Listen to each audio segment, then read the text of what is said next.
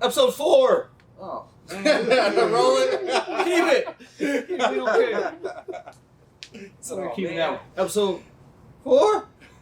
Drew, over there to our right. We got Dave. Look at that. This is a new man right here. You see that? You're catching up. Try it. You passed me as soon as you even thought about doing it. We got the skipper in. We'll talk about the week real quick. We got Alex to my right. Going to be asking some tough questions today, right? Big J journalist. You think it was a hard week and we went 2-4 and we're a little beat up? No, we're good. We feel good about it. We're going to talk about it. We got some other things too. The nerds are here in spirit. You know, we got a little slinging some poo. Dave wanted to sling some poo on here. I don't. This Dave, man, he's weird. And the special episode, not really, but it's my wife's 30th birthday. I mean, I guess when she sees this next week, it's just a nice little memento. We're going to play a game that me and my wife plays called Boob Throw. And we got this. This thing's like, I told him, it's like 8 years old. Don't squeeze it. But it's like, you remember that episode of Friends where they toss the ball around and they don't drop it? Can't drop it, yeah. So if it's thrown to you, you can't drop it. Okay? Got it. So, remember that, Dave. Oh. Now, to get us started, Alex, let's talk about the road trip a little bit. Let's the skipper's here. I kind of want to get his assessment on the club and kind of where we're at right now, rolling. And I know you got some business to attend to, and we got some phone calls to make, and on this day off to catch up and get prepared for this week-long road trip. But where you at? And then Alex, I'll hand it off to you to ask some questions too. But just in general, skipper, what are you feeling? Yeah, little turn of events this week, obviously, with some guys getting banged up. Andre Mercurio calling it a career this year, so everything happened kind of fast. Every got picked up at the same time. Frank's a little banged up right now, so we gotta keep our head above water right here and manage this little storm that we're in right now. But if we can do that, we'll be just fine. Once we get some of these guys back from the DL, we'll kind of roll right back where we're at. But even if we do miss a percent amount of time, we all know we're putting the work to find the right players and get them in here and make sure that things keep rolling. Yeah, there's no doubt. There's no doubt that we put the work in. I know we've been on the horn. And yeah, it's like, but we talk about that we're in a good spot because of the way that we did start off. I mean, it's not like slack to say that we got this room to play or to try to lose these games, because we do like the schedule and the way it lines out here the next couple weeks.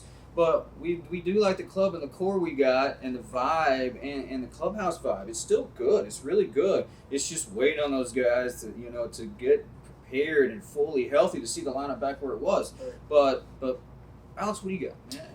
Yeah, so obviously, the 6-game road trip, first multi-city road trip of the season. But the first 3 are at Evansville. Really competitive series here. Last game ended a home run derby.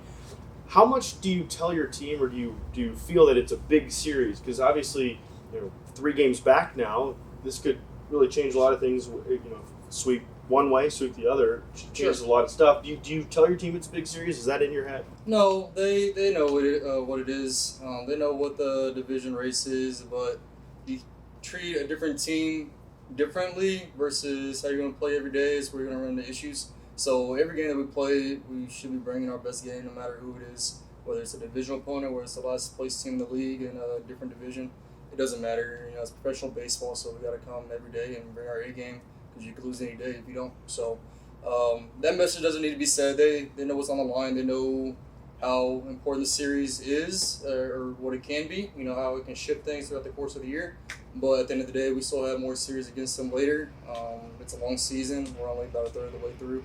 So whatever happens this series, whether we win or lose, doesn't dictate what's going to happen in a month from now and 2 months from now. We can very easily reel off 10 and 12 in a row, just as the same way that we didn't have a good week this week. Evansville can go through the same thing. So, out to put Southern out of the picture too. They're playing good baseball too, around 500, I want to say right now. Yep. I think that they lost to Southern last night, made a little push towards the end, but they're going to be competitive just as well as Evansville. Whatever game it is that we're playing, whether it's Evansville or whoever it may be, we know the what's at stake with everything. Now, you mentioned a little thinner in the lineup, guys leaving for various reasons. Is there a goal, when you see the 6-game road trip and you see the way the schedule's playing out, is there a goal record-wise that you want to stay at to make sure, all right, we're still afloat, when we get healthy, we can rattle off those 12 in a row. Sure. I mean, obviously, you want to win what you can. Take care of the baseball. Good pitching is going to help us. Make sure they play good defense. Joliet's a bigger ballpark, so I wouldn't be surprised if with that lineup that we have rolling in there, play a little bit more small ball. Find ways to get the job done with that. Obviously, you don't want to go under 500 for the week. I think this is our first week that we went 2-4 and played under 500 baseball. We had an opportunity game 2 against Washington. Kind of get that one away, but we came out to Gateway and Gateway beat us. There's no other way to put that. We did pretty well as far as not making errors and not beating ourselves, but they had a few big timely home runs that put up 3-run spots on us, and it took a little momentum away from us, and we tried to rally back, but it just didn't get done. It's baseball. It's how it's going to be. We'll have some of those that go in our favor too throughout the year. So it just is what it is at this point.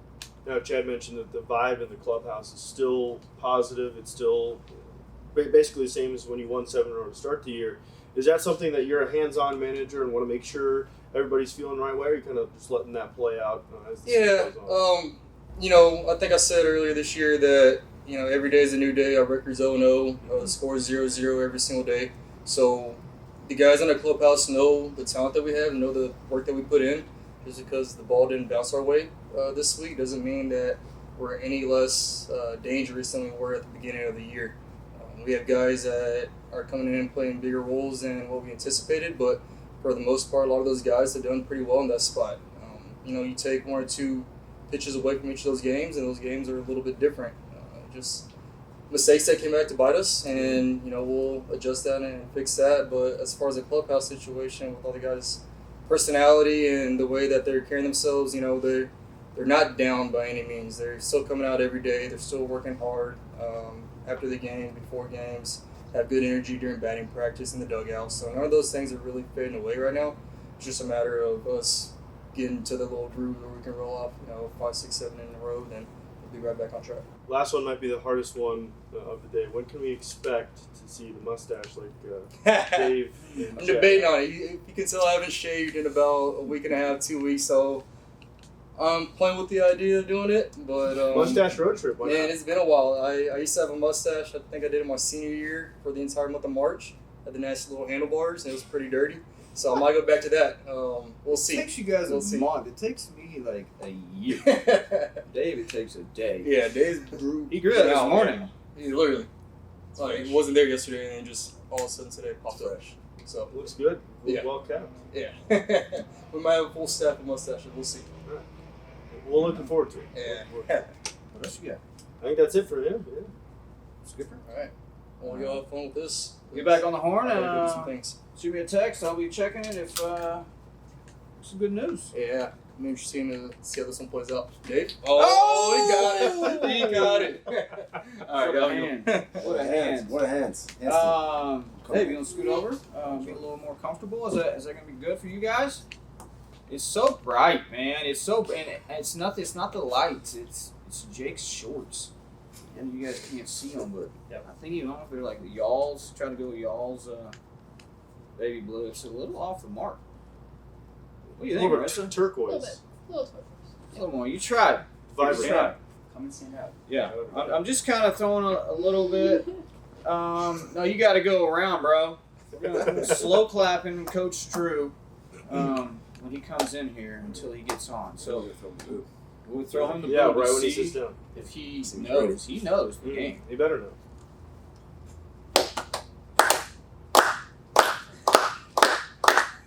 Your name's already been popped up.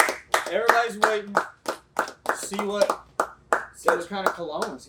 Oh, man. Come on, man. We're playing a game. It's my wife's birthday. It's boo. It's boot up. You gotta catch it. It's like that Friends game where they throw the ball around. You gotta catch it. See? Oh, no hands for Dave. Sorry, Dave. All right. Welcome to the show. What are you working with? Rain, and then some creaking. Rain. Man, that's serious rain. Watermelon Warlord. So we just had a skipper on. You would have saw him walking out here. You see the skipper walking out. I did not. Skinny jeans and always rocking a solid t-shirt. The t-shirt game's on point. Dave, you say it's all right because he just wanted to trade another shirt. Dave's t-shirt game's on point too. Yeah. with the Ohio State. I mean, I'm not talking about that one. I'm just talking This about. shirt's average, but I got some better ones that I bust out on the road trip. So I want to stay bust tuned up for those those. too. Stay Throwback. tuned. Now, can we call that a throwback? I don't know if it's throwback. It's been I It guess is. these It's days. exclusive now. There's only a couple of these left in the world. Not many left at all. Those are nice. But we had the skipper in. Talk about the week, and we haven't really dug in deep.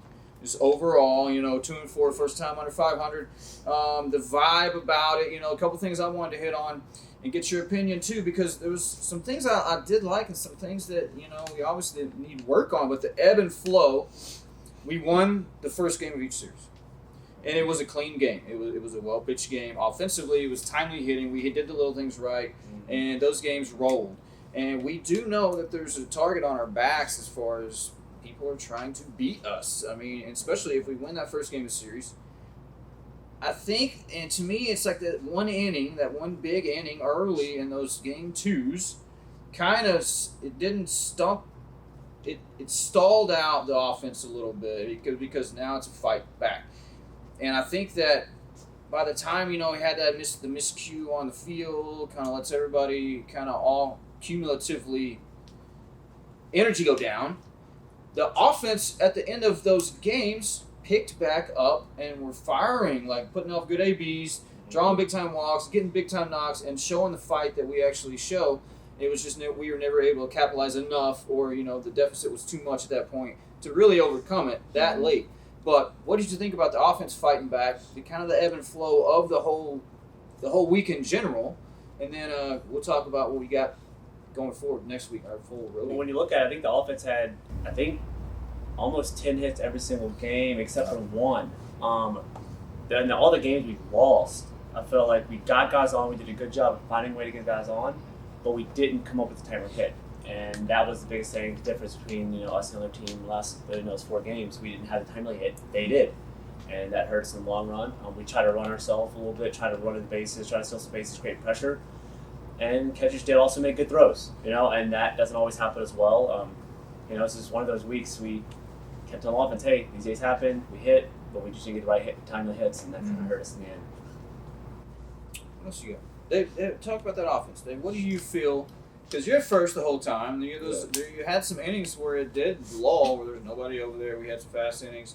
We saw the stuff on defense. We had a couple of things as far as it's awesome to have, all these guys able to play certain positions. But if they're never out there consistently, the give and take is that, yes, they are, we can adapt and we can put guys in certain spots, but there's a point where it's almost like it's nice to be versatile, but it's also nice to have someone solid that you can trust on a day-to-day basis. And not saying we can't trust those guys on a day-to-day basis, but if they're in a different position, you can't all trust that they're going to be solid every single time throughout the course of the game.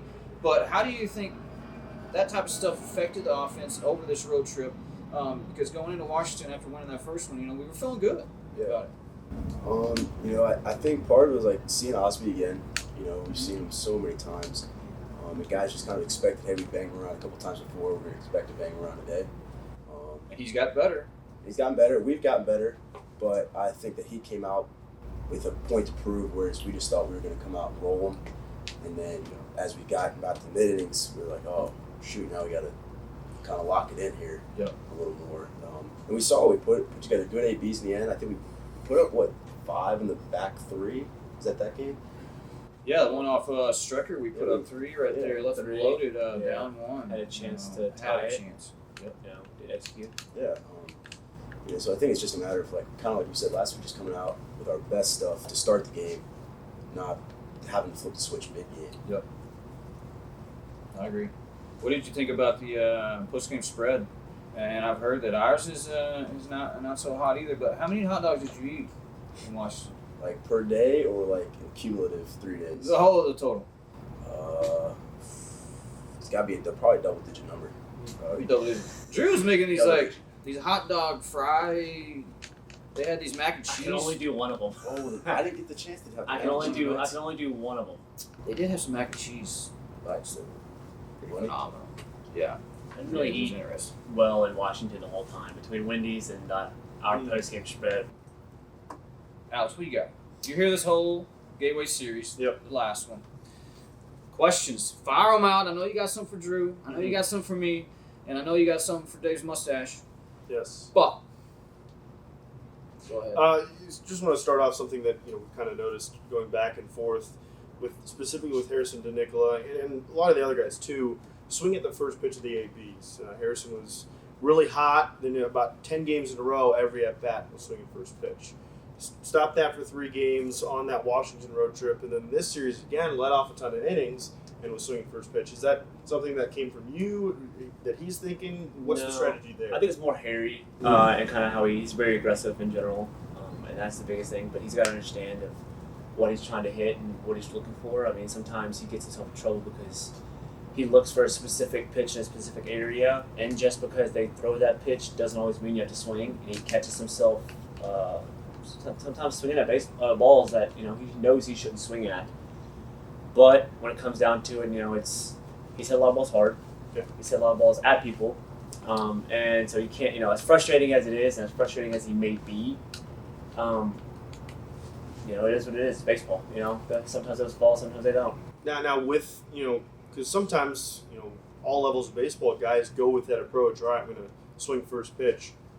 If you have that, what do you have to be thinking about when you go to the plate? All right, I'm swinging first pitch. What's the mindset? What's the strategy behind that, just in general? It's understanding what the scoreboard tells you, the time of the game, who's on, who's not on, who's pitching, what kind of pitch he's a thrower, is he a strike thrower? Understanding every little thing, as well as what you're looking for, that what your approach is that at bat, what you're trying to do that at bat, what you're feeling good with, what you're not feeling good with. He's heady enough to apply Exactly. all that stuff, Yes. even though it is maybe he swings the balls out, so he knows he can hit. Yes, and that's the thing is he's confident, but it's going up there, understanding that, and sometimes guys give him that fastball middle in that he may want that bat, or gives him a fastball middle away that he wants that at bat, and so he goes to attack, and unfortunately it's not always as easy as it seems like. Even though he's hitting 400 or whatever it is, it's not always easy. Mm-hmm. So it's understanding that, him getting back to himself, but we're not going to take him out of that. Just making sure that he's, that the guy behind him understands, hey, if he misses his pitch, be smart with what you do, how you attack it. Now, another specific guy, been at the bottom of the order for the last basically month.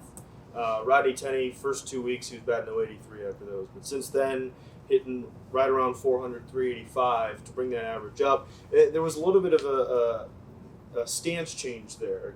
Not really much to the naked eye of the viewer, but it seemed like maybe he was feeling the bat a little better, stayed loaded, with his weight loaded and more athletic stance. Well, the biggest thing for him is his swing, is understanding that. But I think the bigger thing for him is the confidence aspect. He went from very confident to almost, not moping, but slightly moping when he wasn't doing what he needed to do. The game was speeding up on him a little bit. He was trying to do too much. And I think recently here, he's kind of gotten back to himself, becoming the hitter he really is, and back where he was at the beginning. And, really just trying to stay behind the baseball. He's strong for, his size, but at the same time, he's got to understand what he's supposed to be doing. He can't be living, in the air. He's got to be somebody who's living on the ground, uses speed, bunting, playing small ball really well, but executing and taking pitches and making sure he's swinging at the right stuff. It's credit to him. He's, his biggest thing is the confidence aspect has changed a little bit, and with the confidence comes within, and now it's kind of taken off a little bit, and he's kind of fit in that 8-hole slot, and it's been perfect for him. Yeah.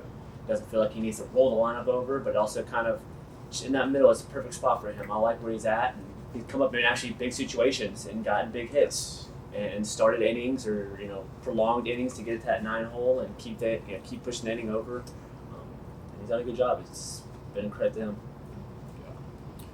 Chad Rhoades, another guy that he's obviously been hot all year, but specifically these last 2 weeks.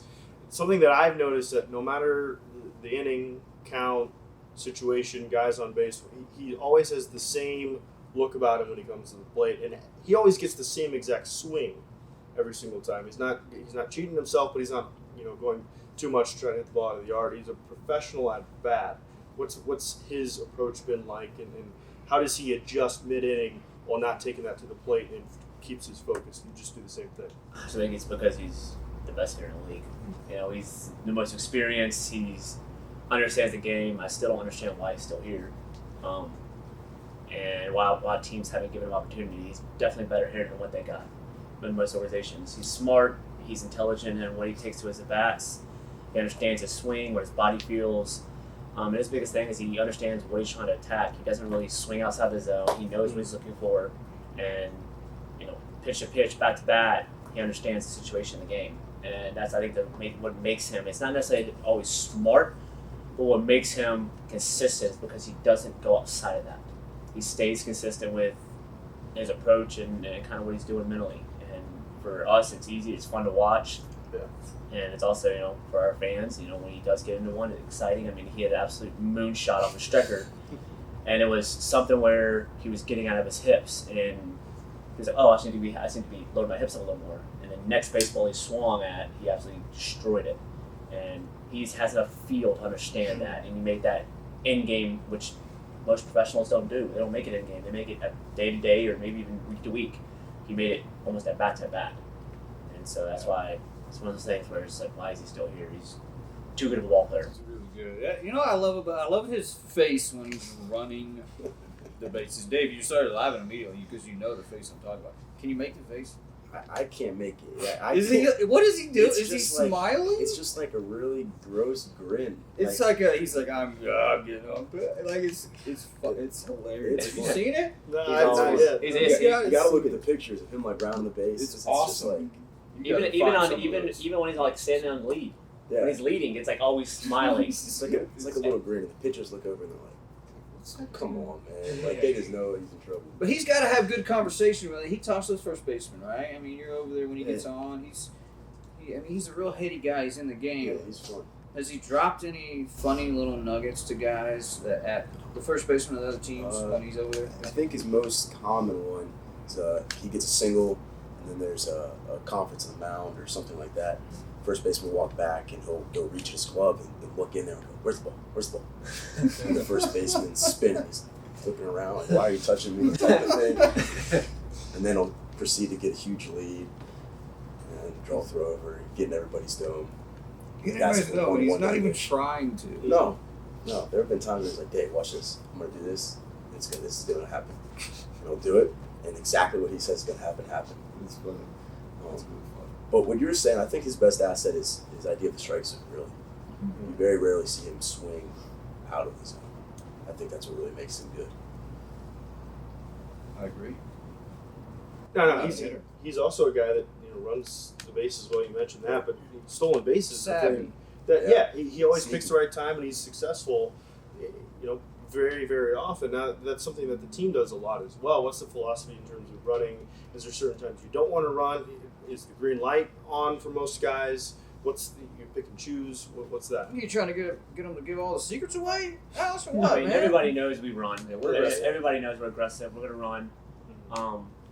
Recently, we've kind of run into we've kind of had some bad throwouts where guys got ran at wrong times or like they got bad jumps and still went. still went. And it's understanding that we want to be aggressive. I tell Dave, and Dave sits there and tells them, hey, let's be aggressive here. Understanding times, we understand tendencies, we understand pitch to pitch, who's on it, who's throwing, who's behind the plate, who's how his arm is. Understanding that it's like this gateway guy's arm was okay.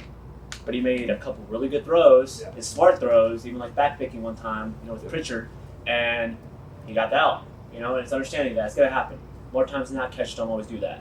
Usually you got to understand the guys that catch it and throw it, then the guys that catch it, and then the guys tag. All those have to happen. All the variables have to line up for you to be out. And obviously more times than not we haven't, because we've run on some times where I don't believe it was great times to run, but we've been safe. But we've also run some times that I was like, this is a great time to run, and we get thrown out. It is what it is. We just got to continue to be aggressive. Teams know we're going to be, and we're not going to take that away just because we're, down 5 or up 5 or whatever. We're going to continue to play that way, play hard. And if we can put ourselves in, ahead 6 or put us one run closer with a knock, we're going to do it. And it's understanding that, and Dave knows that, our team knows that. But again, it's just understanding the bases and how to run it the right way. And we've been successful this year. I think Frontier League Journal told me we were 73% at one time. Yes. But it's just continuing to make sure we're going at the right times. Not running in outs. They're already hard enough to get. focus, not be dumb and whatever.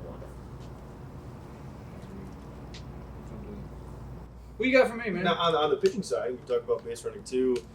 A theme really of the Gateway series for both pitching staffs was 2 out or 2 strike pickoff attempts. Times where if you just make your pitch to the batter, you might get him out, you can get yourself out of the inning, but instead, a couple maybe even back-to-back pickoff attempts. It felt like every single time, either the next pitch or 2 pitches later, it was either a ball to the backstop or ball over the fence. All right, I mean, the one specifically that sticks out of my head that you're talking about is the one with Edgar. And the situation was different there, and I had to bring a little logic to him in that situation. Axel Johnson at first base, he's throwing a no-hitter. It's the 5th inning. Mm-hmm. And it was Dusty Woodcock up. Yep. And so he was aggressive, got Edgar off the hook in the second when 3-0 he swung 3-0 after it was 7 consecutive balls to start that inning. Thank you, bro. But it was the same pitch right there. But the situation, he's in the 5th, and he's trying to throw a no-hitter. Like, I see it, and I don't think too many other people noticed what he was doing.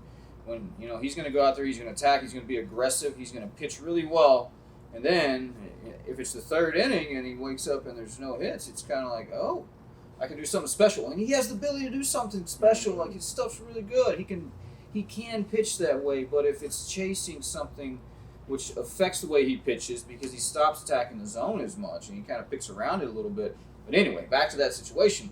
Yeah, Axel Johnson, there's 2 outs. Woodcock's up again. And the count's 1-0. He just threw a nice first pitch changeup.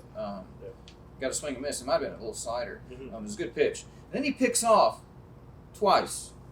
Tries to pick off Johnson twice. And paying him a lot of attention. Looking, picking. And so right there, if I know his attention is there, and just like you're saying, there's 2 outs. And to me, the other element was if you're trying to throw a no-hitter, what are you worried about keeping the guy close for if you're trying to not let the guy in the box get a hit? I was like, does that make sense? It's like, this is really your goal, what you're trying to do, but you're trying to pick off and your focus is changing. He's like, why did you lose focus on getting that job done? And then you rushed a fastball in there. I thought it was ill thought about because his energy was going that way as he pushed it over middle in, and the dude was looking for it. And I want to ask you guys as hitters, because I don't get in the box, but if there's a pitcher on the mound and he picks off twice and the count's 0-1, he picks off twice, it's going to be like a minute long, the way that the time takes. You're chilling in the box. You're sitting there waiting. Like, it gives you time to reassess, and if he throws this pitch right here where I'm looking, I'm going to do damage. Right? I mean, if there was time, you give a guy a minute to stand in the box, and he knows your attention's going there, and you're not focused on getting you out in the box. As a hitter, I mean, I'd be chilling. Like, all right, well, I don't know And what he he's doing. just threw him a good changeup. So in his head, he's like, "We might go back with another changeup here." But then he gets to sit back, kind of relax. He's like, It's "You like know he's what?" not thinking about me. Yeah, he's exactly. He's like, "I'm gonna go one pitch only, and worry about it." Because we saw when he came out next at bat, they would change him again. He just went right through it because he's ready to roll. He's ready to let it fly from the start, and that's understanding that. Just remember that. Like, the unfortunate part is it's almost like there was no approach. He's just trying to hit as far as he can. He just got lucky and he got the head out and did it. And he got lucky because the pitcher was on the same level as he wasn't making a pitch to get him out. He was making a pitch, hoping to stay ahead, not trying to force weak contact. But no, I know what you're talking about with looking and putting too much focus on the running game. And I'm not saying there doesn't need to be focus, but the focus is not trying to direct our energy to look at them. How many times can I peek and check him and try to keep him there? No, I mean, our focus is on ourselves once again. We got away from that because we're worried about guys on base instead of worrying about holding the ball this many seconds this time, holding till timeout, getting the, throwing a call pick if you get a call pick, or, it's just being aware and slowing the game down rather than trying to be quick to the plate to worry about this guy going to second. It's like, well, make a quality pitch. I don't care if he's running or not. If you make a quality pitch and execute, it doesn't matter. Especially in those situations where it's 2 outs and the innings that are coming to an end. But what else you got, man? Sean Hughes coming off the injured list. Ooh, baby. Through a simulated game the other day, he said He looked pretty good. He looked really good. He looked like he looked good as far as the same stuff and command. You know, he was down in the zone. He was 2-4. We got the yak tech, all that. You know, back where it was. I'm excited about him. We'll talk about a couple guys before we get off here and end this show with a nice close up of Dave's mustache. But the Eddie Rubio was the Ruibal. Got picked up by the Mets. It was kind of out of the blue. There's a couple other teams like calling about him, right? I mean, there's a couple other teams on him, and all of a sudden, I guess the Mets heard that there was other teams on him, so they wanted to snag him real quick. And it was in a perfect timing for him. We just got my hands on him a little bit this past week. The trip in Washington, you know, we found a good setup that's clean that allows him to produce the same stuff with a good direction on time. And you saw that stuff in Washington, and oh my goodness. Like, ride through the bottom, not trying to push through the top, but he was back, he was on time. The curveball was down, he's going to have to find a slot with that a little bit. But stuff was electric. I mean, it really was good. So, wish him all the best, man. I'm excited to where he goes, to keep up with him and keep track of him. Same with a guy that we didn't hit on last week, Christian Tripp. Christian Tripp got picked up from the Brewers, and I think an unfortunate, thing for him right now is he's waiting in Arizona because I guess they had a couple get tested positive for COVID at the facility, so they shut down the facility until today, so he's not able to get his physical and actually get on the field. So it's been like a week for him. I know he's itching. And so I'm excited to keep up with him too. You know, he cleaned up his walks. He was throwing strikes, He was able to control his delivery and control his mindset starting a game compared to just relieving. So I was really excited for him, and I'm happy for him, happy for both those guys.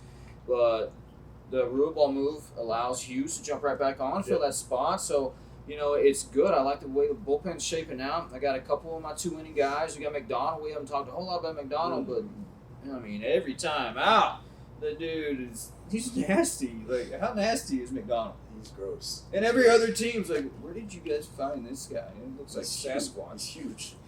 He's intimidating on the mound. He is. He's a monster. What does it look like from up top? This dude throwing a lightning bolt. I mean, it's scary from up there, and I'm an extra 120 feet away from the batter's box. I mean, he's been up 6 or 7 both times out, and they're sinkers.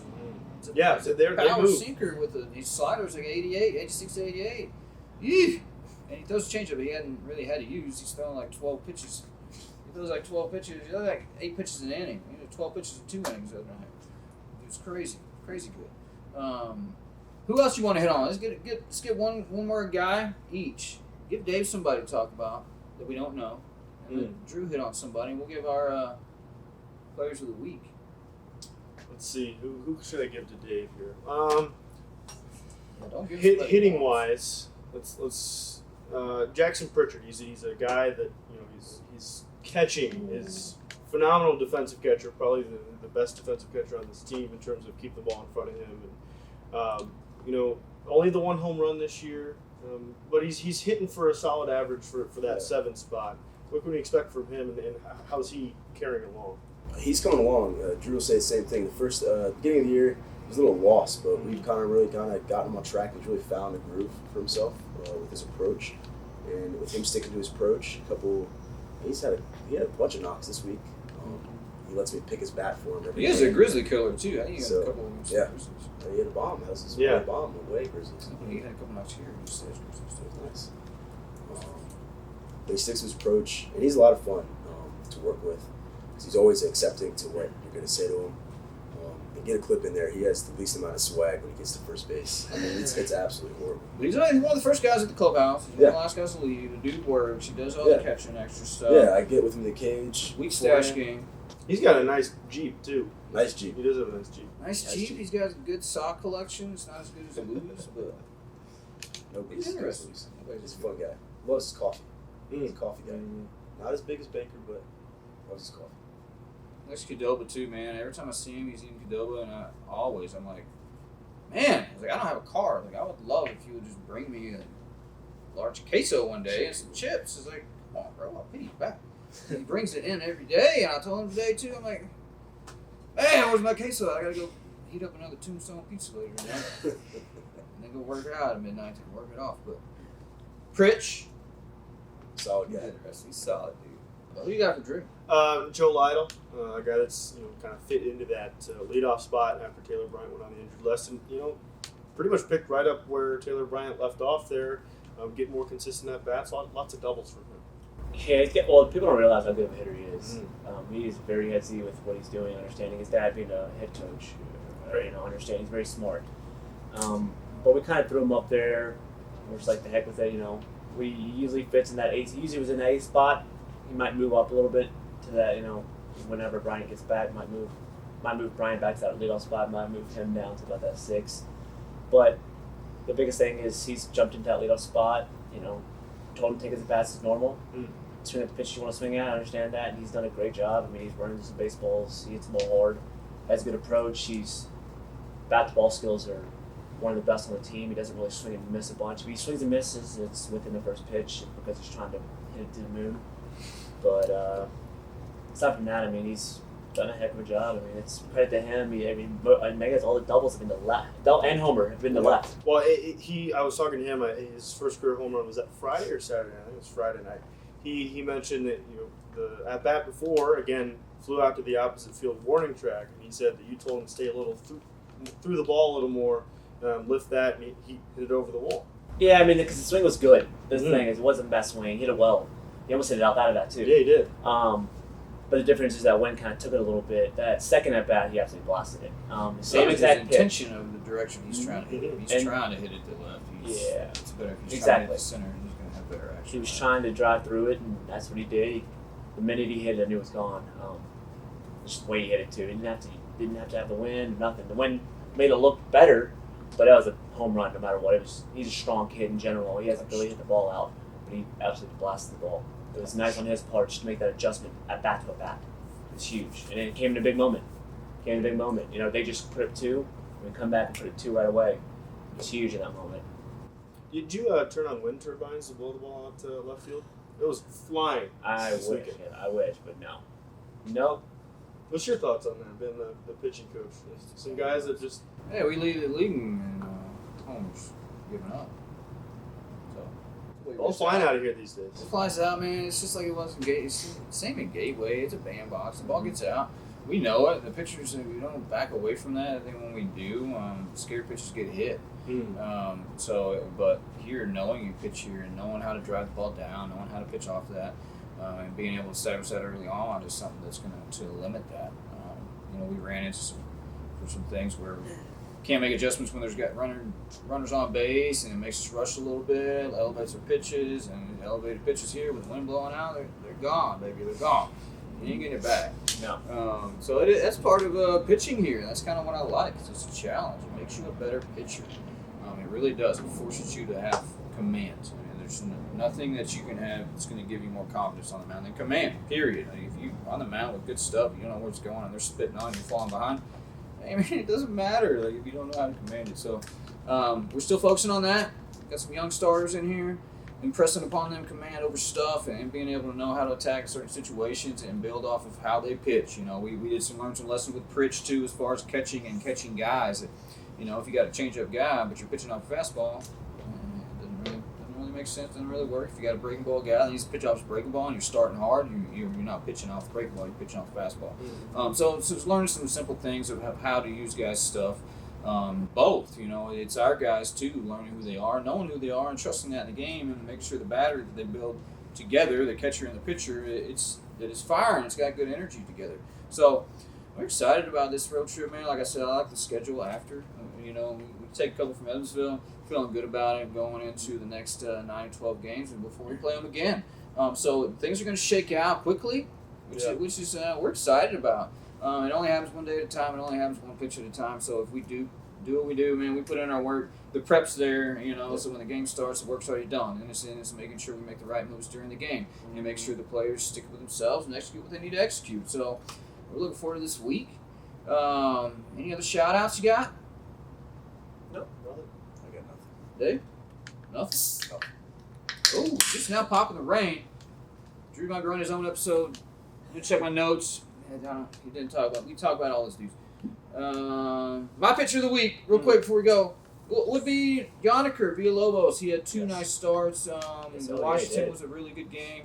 Yesterday, he got into the 6th inning. Pitches were limited, but his second start in a week. Kind of want to keep him fresh and make sure that he's dominant every single time out. So, Yanniker's going to be my vote. He's really good. I think 11.2 innings. I think 2 earned runs.